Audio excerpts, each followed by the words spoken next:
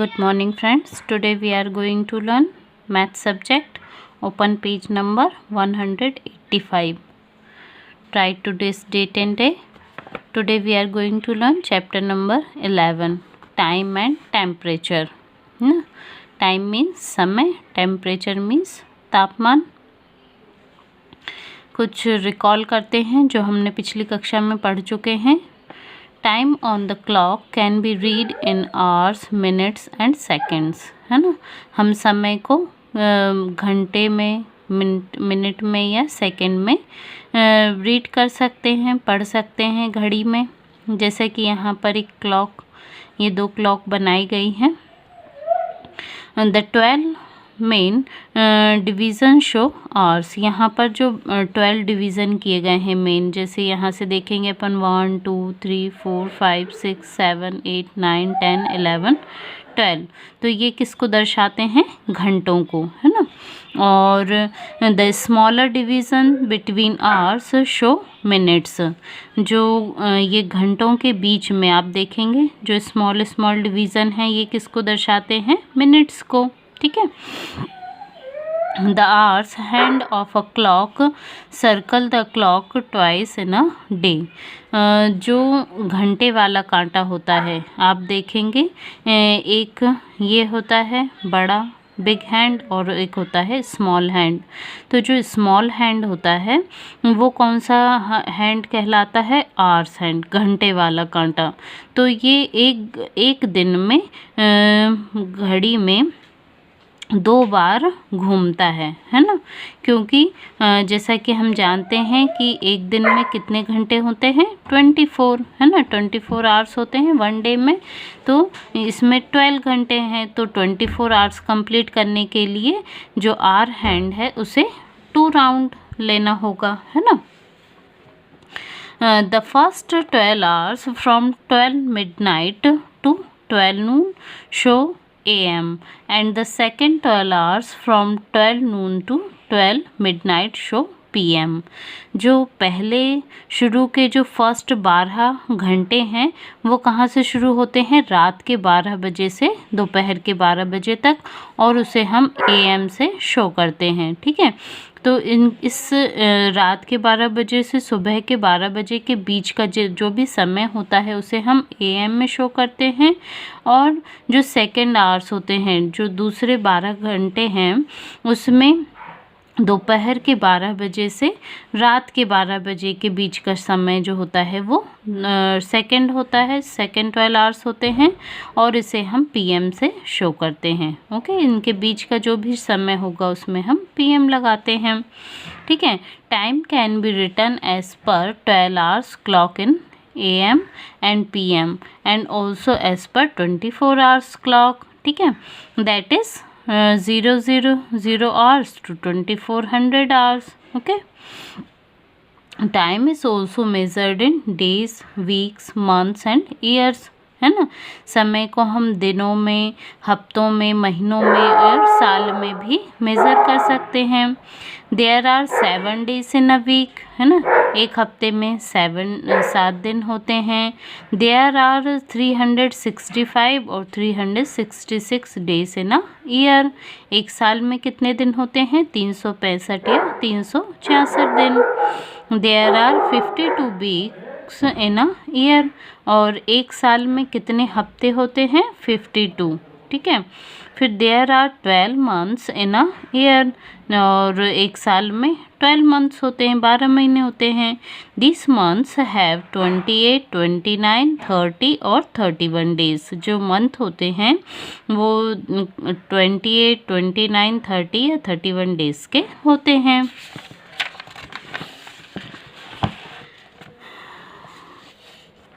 यहाँ पर आपको कुछ एक्टिविटी दी गई हैं, कुछ एक्सरसाइज दी गई हैं, इन्हें आप सॉल्व करेंगे. ठीक है. फिर हम आते हैं टाइम पर. As we already now time is measured in days, hours, minutes and seconds. Now let us learn how to convert time from one unit to another. जैसा कि हम पढ़ चुके हैं अभी कि टाइम को हम डेज़ में, घंटों में, मिनट्स में या सेकेंड में मेज़र कर सकते हैं. तो अब हम यहाँ पर ये सीखेंगे कि कैसे हम टाइम की ये जो यूनिट्स हैं उन्हें हम एक दूसरे में कन्वर्ट कर सकते हैं। To convert bigger unit to time to smaller, we multiply as shown। जब हमें किसी बिगर यूनिट मीन्स डेज जो है सबसे बड़ी यूनिट है, फिर उससे छोटी यूनिट आवर्स है, फिर उससे छोटी यूनिट मिनट्स है, फिर सबसे छोटी यूनिट सेकेंड है। तो यदि हमें किसी बिगर यूनिट को स्मॉलर यूनिट में चेंज करना है तब हम क्या करते हैं, मल्टीप्लाई करते हैं। ठीक है। और to convert smaller unit into bigger unit of time we divide as shown. और जब हमें किसी स्मॉल यूनिट को बिग यूनिट में चेंज करना है, जैसे कोई वैल्यू हमें दी गई है मिनट में और उसको बोलते हैं कि उसे आवर्स में चेंज करो, तब हम क्या करते हैं, डिवाइड करते हैं वहाँ पर। ओके, तो ये चीज़ आपको ध्यान रखना है। इसके कुछ एग्जाम्पल दिए गए हैं, जैसे कन्वर्ट के लिए पहला है 4 days into hours, means 4 days की वैल्यू है उसे घंटों में बदलना है, मीन्स बिगर है, बिगर यूनिट को स्मॉलर यूनिट में बदलना है, तो हम यहाँ पर करते हैं मल्टीप्लाई। ठीक है। तो जैसा कि हम जानते हैं 1 day इक्वल्स टू 24 आवर्स, एक दिन में 24 घंटे होते हैं, ये हमें पता है। तो 4 days में कितने होंगे, तो हम इसको 4 मल्टीप्लाई 24 कर देते हैं, तो हमें आंसर मिलता है 96 आवर्स। Okay, understood. ठीक है। तो बहुत इजी है, बस हमें ये ध्यान रखना है कि हमें जब बिग यूनिट से स्मॉल यूनिट में चेंज करना है तब हमें मल्टीप्लाई करना है, और जब हमें स्मॉल यूनिट से बिग यूनिट में चेंज करना है तो हमें वहाँ पर डिवाइड करना है। ठीक है। इसके कुछ एग्जाम्पल और यहाँ पर दिए गए हैं, इन्हें आप समझेंगे। ओके, यदि कुछ आपको समझ नहीं आता है तो आप पूछ सकते हैं। फिर हम देखते हैं यहाँ पर ये वाला example, convert 72 hours into days. अब देखिए यहाँ पर जो आवर्स है ये स्मॉल यूनिट है और डेज़ क्या है, बिग यूनिट है। तो अब हम यहाँ पर क्या करेंगे, डिवाइड कैसे करेंगे, 1 hour इक्वल्स टू 1/24 days, है ना। तो 72 आवर्स के लिए 72/24 हम इसको डिवाइड कर देते हैं, तो हमें मिलती है वैल्यू 3 days। ठीक है। अभी इसमें एक एग्जाम्पल और आया है कि जिसमें ये तो हमने देखा 72 24 से पूरा डिवाइड हो गया 3 days में, बट यदि हम कोई ऐसी वैल्यू डिवाइड करते हैं जिसमें हमें क्वोशेंट भी मिल रहा है, रिमाइंडर भी मिल रहा है ना। तो जैसे 224 को हमने 24 से डिवाइड किया तो हमें यहाँ पर क्वोशेंट मिलता है 9 एंड रिमाइंडर है 8। तो 9 क्या होंगे हमारे, डेज, है ना। जो भी बिग यूनिट हम चेंज कर रहे हैं उसमें 9 वो क्वोशेंट होगा डेज, और जो रिमाइंडर होगा वो आवर्स। ठीक है। तो इस प्रकार से ये आपको करके देखना है। और भी कुछ एग्जाम्पल हैं, काफ़ी इजी हैं, उन्हें आप देख लीजिए। ओके, अभी माइंड जिम है हमारा 11A, इसमें भी जो एग्जाम्पल हमने किए हैं उसी की अकॉर्डिंग कुछ प्रॉब्लम सॉल्व करने के लिए आपको दी गई हैं। ये आपका होमवर्क है।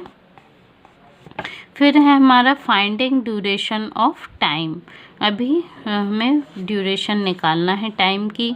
कैलकुलेटिंग फिनिशिंग टाइम, यहाँ पर हमें इसे कैलकुलेशन करने का एग्जाम्पल दिया गया है।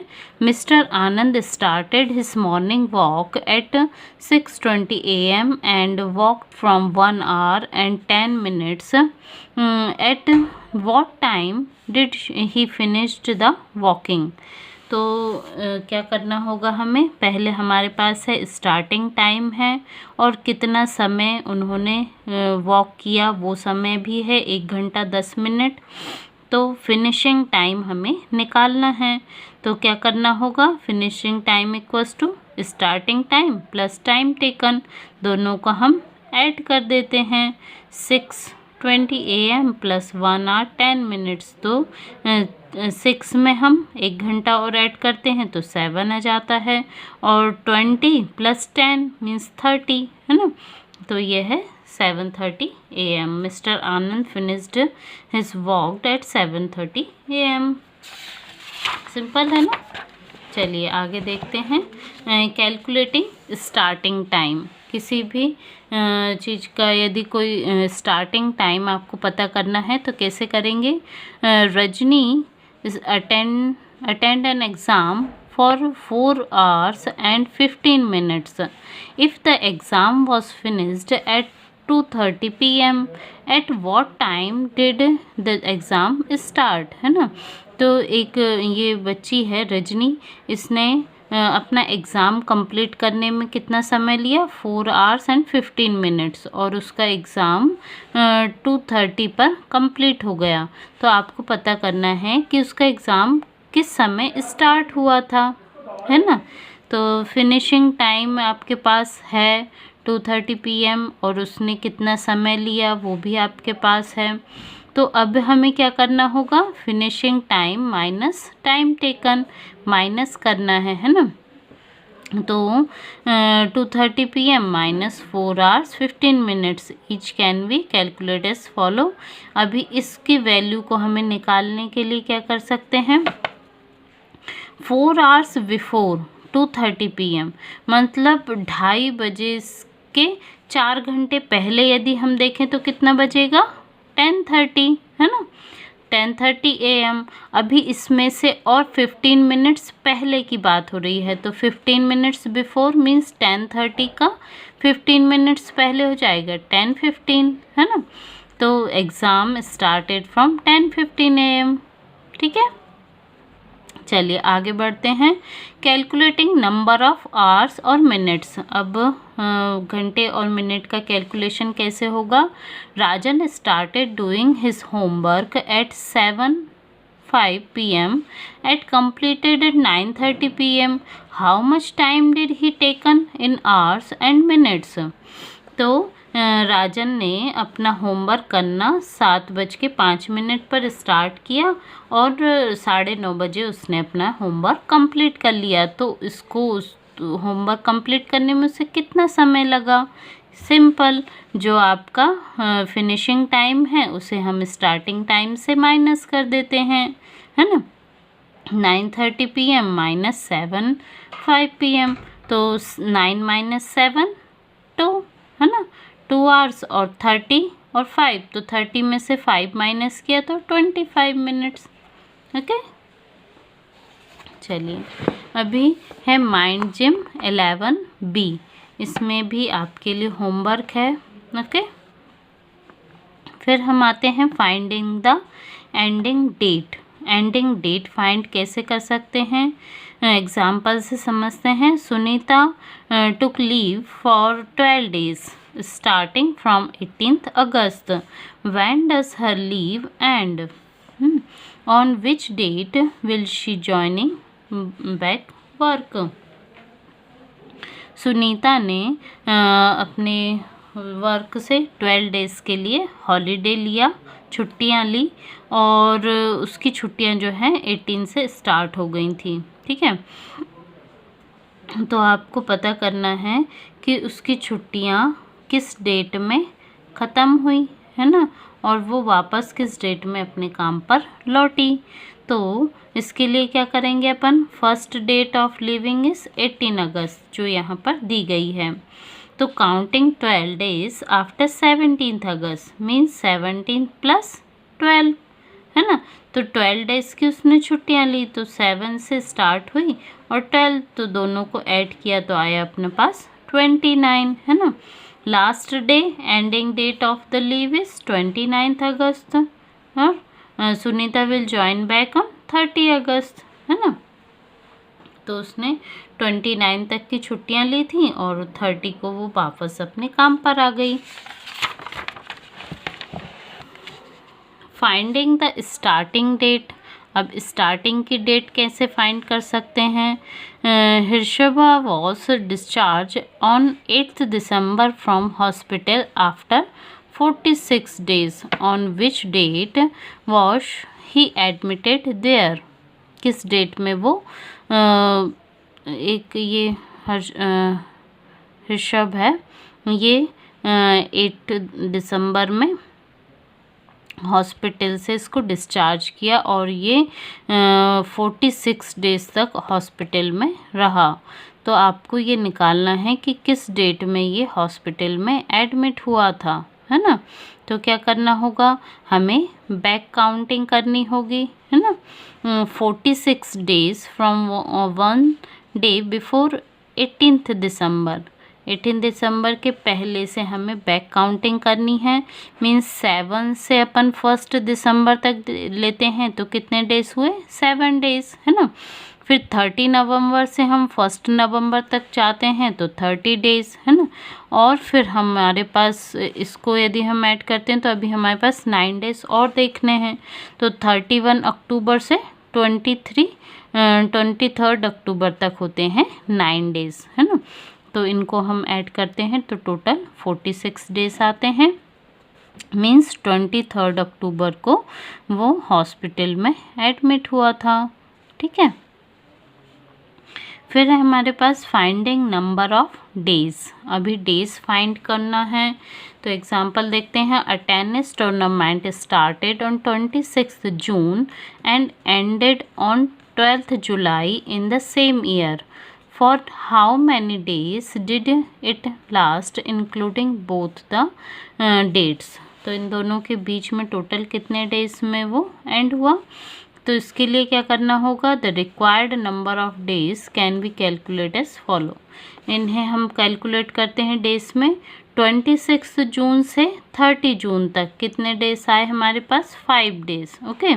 और 1 जुलाई से 12 जुलाई तक हो गए टोटल 12 डेज। तो इन दोनों को हम टोटल ऐड कर देते हैं तो हमारे पास आते हैं 17 डेज, है ना। 12 + 5 = 17। तो the tournament lasted for 17 days, okay.